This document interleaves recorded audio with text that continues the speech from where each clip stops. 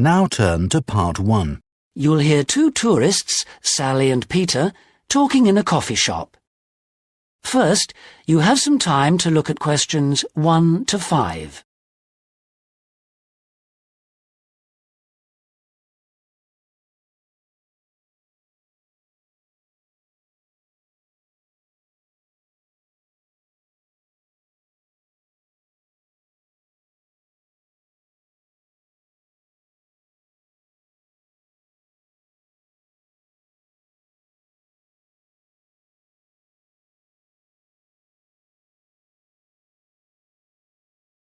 Now we shall begin. You should answer the questions as you listen, because you will not hear the recording a second time. Listen carefully and answer questions 1 to 5. Oh, Peter, there you are. You've been ages. What kept you so long? I'm sorry I'm so late, Sally. Have you been waiting long? Oh, half an hour. But it doesn't matter. I've had a coffee, and I've been reading this guidebook for tourists. Sit down. You look very hot and tired. What would you like to drink? I'd love a really chilled mineral water or something. Will you have another coffee? Yes, I will. The waitress will be back in a moment. Why were you so late? Did something happen? Yes. You know, I went to the bank to cash some traveller's checks. Well, the exchange rate was looking healthy, but when I went to the teller, they told me the computer system was temporarily down, so they couldn't do any transactions. They said the problem would be fixed in a few minutes, so I waited. And then I started talking to another guy in the bank, and I forgot the time. Really? Someone you met in the bank? Does he work there? No, he was a tourist from New York. His name's Henry, and he's been here for a week, but he's moving on to Germany tomorrow. He's an architect, and he's spending 4 weeks traveling around Europe. Just like us? Yeah, just like us. He told me the names of some places where we should eat. Great food and not too expensive, he said. Oh, and he also gave me this map of the bus system. He said he didn't need it anymore. Oh, that's useful. Pity he's moving on tomorrow. Here's the waitress. Let's order. Do you want anything to eat, or shall we just have a drink? Well, I'm hungry, and we've got a lot of sightseeing to do, so let's just have a snack and a drink. Sounds good to me. Before you hear the rest of the conversation, you have some time to look at questions 6 to 10.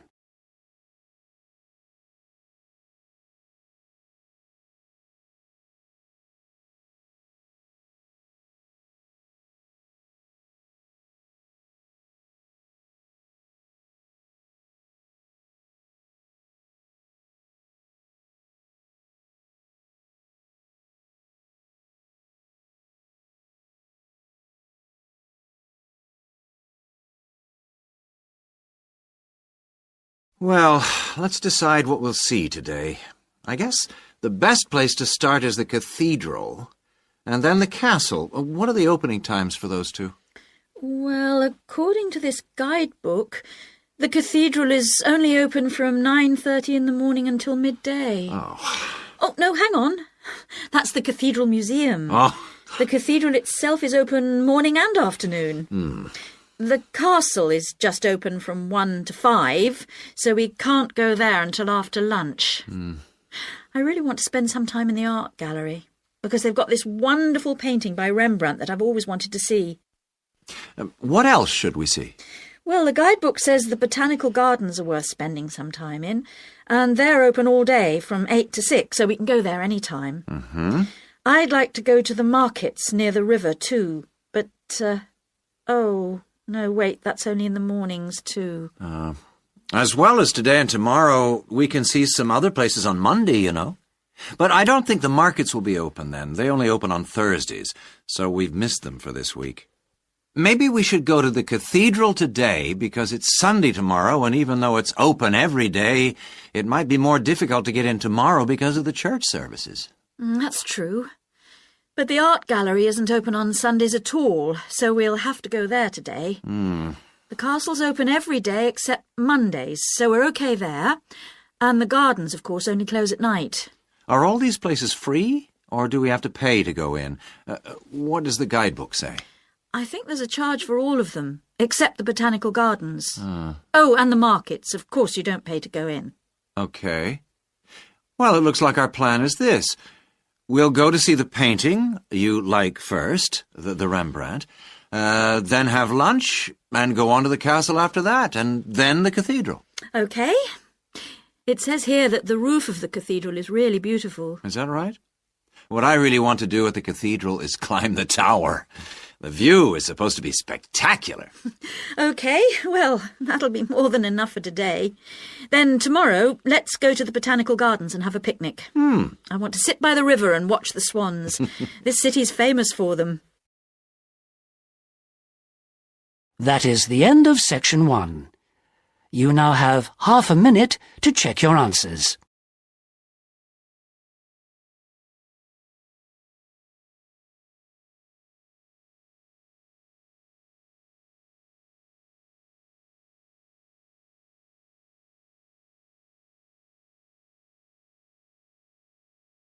Part 2. You'll hear part of a talk given by an international student counsellor speaking to a group of overseas students during their orientation week. First, you have some time to look at questions 11 to 14.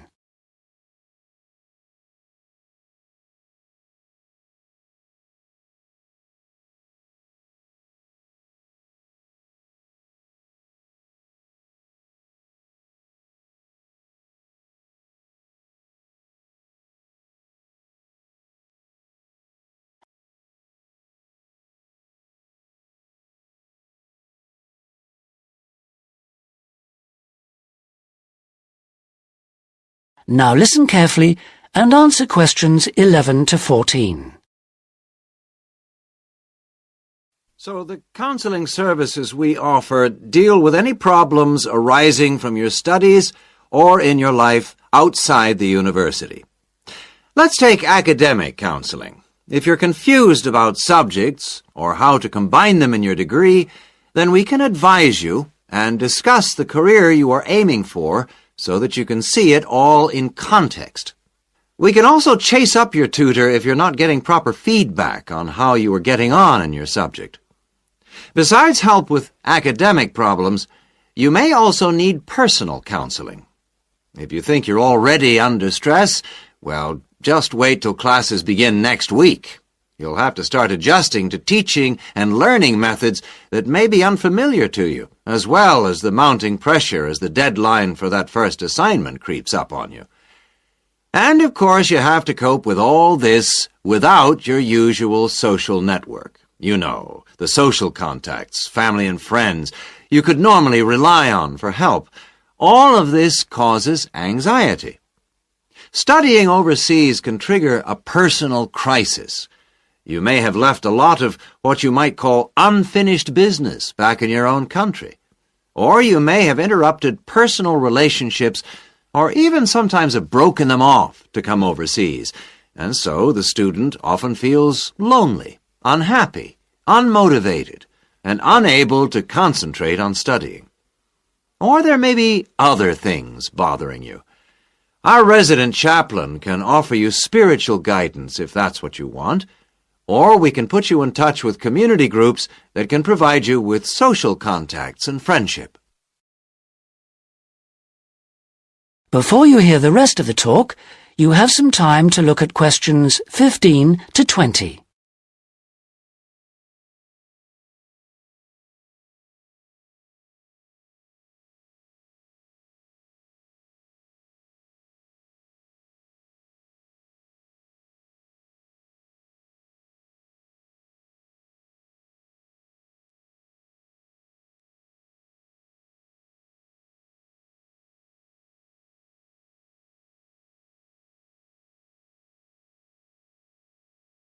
Now listen and answer questions 15 to 20. What about exam stress? It affects nearly everyone to some extent, but especially overseas students like yourselves. There may be a huge amount of family pressure on you to succeed. And if you fail a subject, or drop out of a course because it's too difficult, then your self-esteem can suffer.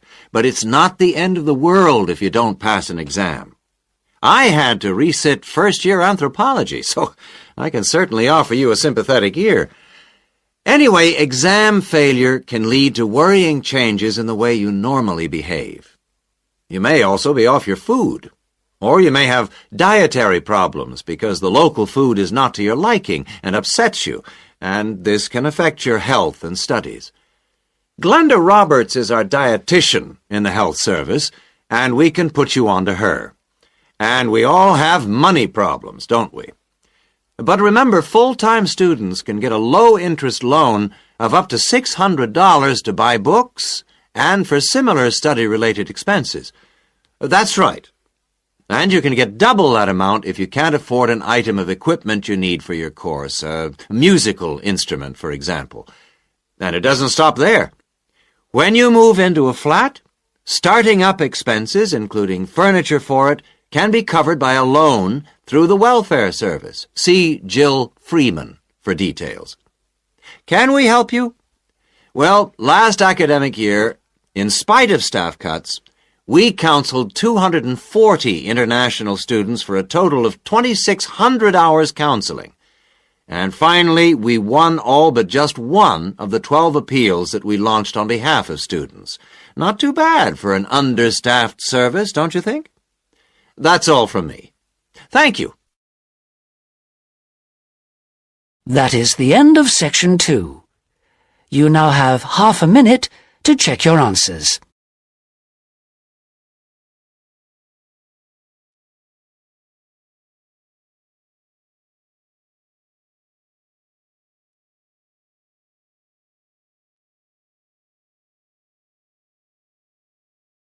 Part 3. You will hear two students discussing a geography presentation they're going to give. First, you have some time to look at questions 21 to 26.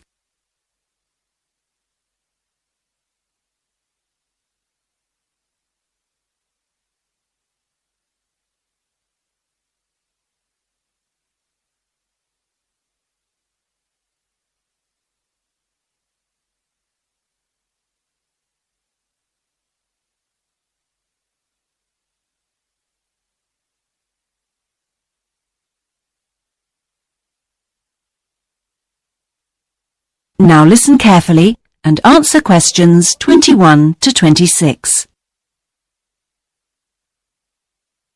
Remind me, Trevor, how long is the presentation? Dr. White said 3 per hour. So, about 20 minutes. Well, it'll be 15 minutes per presentation. And 5 minutes for questions? And is this one going to be assessed? No, not this time round, because it's the first one, you know. Oh, good news. Well, Trevor, what are we going to include? Well, do you think we ought to give some historical background? Oh, no, definitely not. We won't have time. OK, but I think we ought to say something about the geographical location, because not a lot of people know where the islands are. Yes, OK. I'll take notes, shall I? Yeah, that'd be a help. So, geographical location? Then we ought to give an overview of the whole education system. Shouldn't we say something about the economy? You know, agricultural produce, minerals and so forth? Well, Dr. White said we shouldn't go into that sort of detail. But it's pretty important when you think about it. You know, because it does influence the education system. Look, let's think about that one later, shall we? Let's see how we're doing for time. OK, so, general overview of education. Of course. And then the role of English language. No, that goes in the language policy seminar, don't you remember? Are you sure? Positive. All right. So those are the topics we're going to be covering.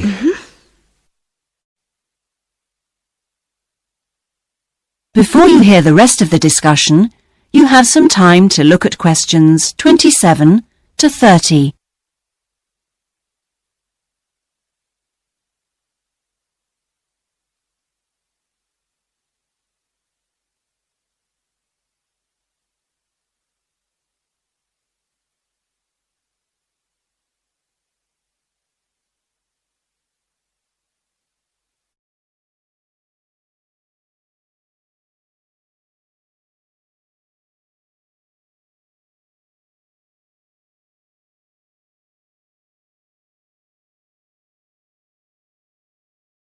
Now listen and answer questions 27 to 30. We need to think about what to prepare. Dr. White said he wanted us to use plenty of visuals and things, and we might as well try them out when we're not being assessed. Well, the most important thing is the overhead projector. No problem. We'll get that from the media room. Must remember to book it. Well, we'll need a map, of course. Probably two. One of the islands, large scale. And one of West Africa. Well, the West African one is no problem. There's one in the resources room. Oh, yeah, of course, the resources room. The islands are going to be more of a problem.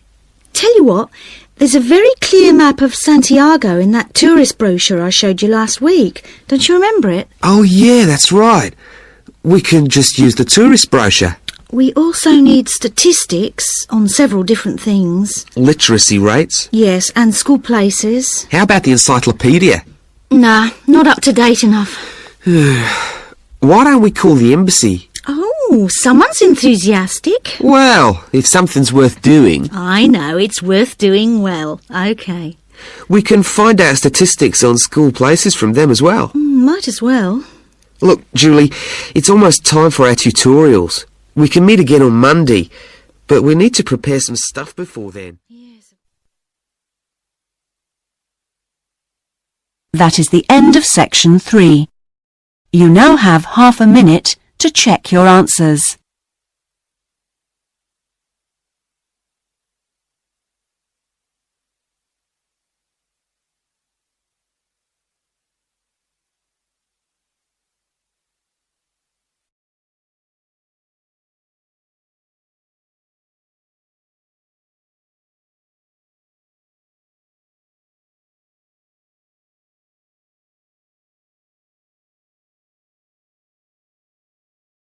Part 4.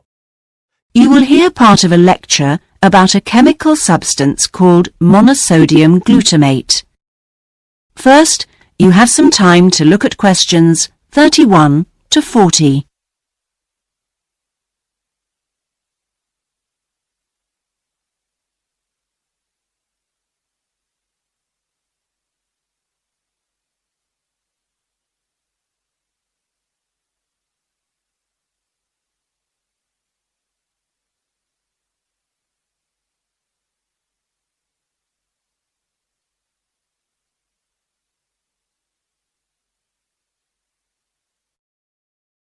Now listen carefully and answer questions 31 to 40. In today's lecture, I'm going to talk about monosodium glutamate, or MSG as it's more commonly known. Now, MSG, as you probably know, is a flavor enhancer which is used particularly in Chinese and Japanese cooking. Today, I am going to explore why it is so popular in these cuisines, and, more importantly, how does it enhance the flavor of food. The main reason why MSG is more commonly used in Japanese meals is tradition. For many thousands of years, the Japanese have incorporated a type of seaweed known as kombu in their cooking, as they discovered it had the ability to make food taste better. But it wasn't until 1908 that the ingredient in kombu, which was responsible for the improvement in flavor, was actually discovered to be glutamate by scientists working there. From 1908 until 1956, glutamate was produced commercially in Japan by a very slow and expensive means of extraction. It was in 1956 that the speed of the process was improved and industrial production increased dramatically, and still continues to increase to this day. In fact, hundreds of thousands of tons of MSG are produced all over the world today.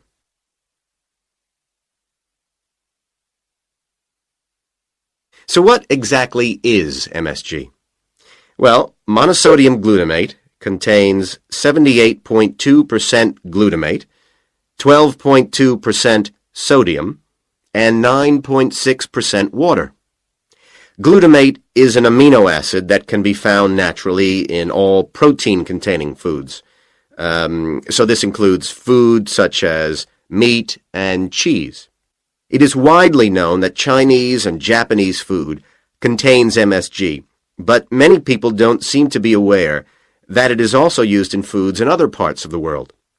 For example, it is found in commercially made Italian pizzas, in American fast food, and in Britain, MSG is used in things like potato crisps. So, how exactly does MSG work? Well, in the Western world, we commonly talk of 4 tastes, and I'm sure you're all familiar with the concepts of sweet, sour, bitter, and salt. Well, in 1908, Kikunae Ikeda identified a 5th taste, and it is thought that MSG intensifies this naturally occurring taste in some food. It does make perfect evolutionary sense that we should have the ability to detect or taste glutamate because it is the amino acid which is most common in natural foods.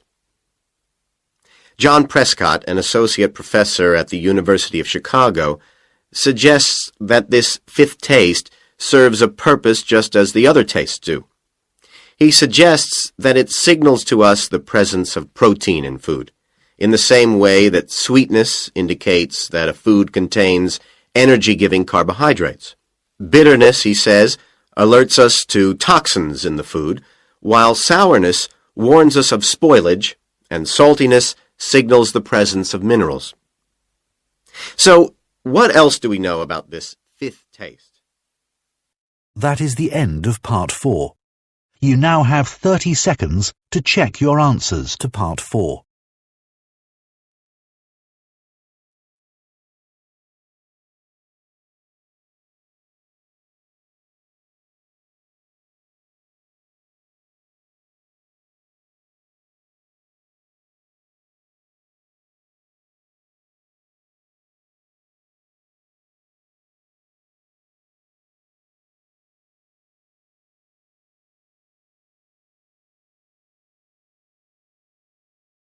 That is the end of the listening test.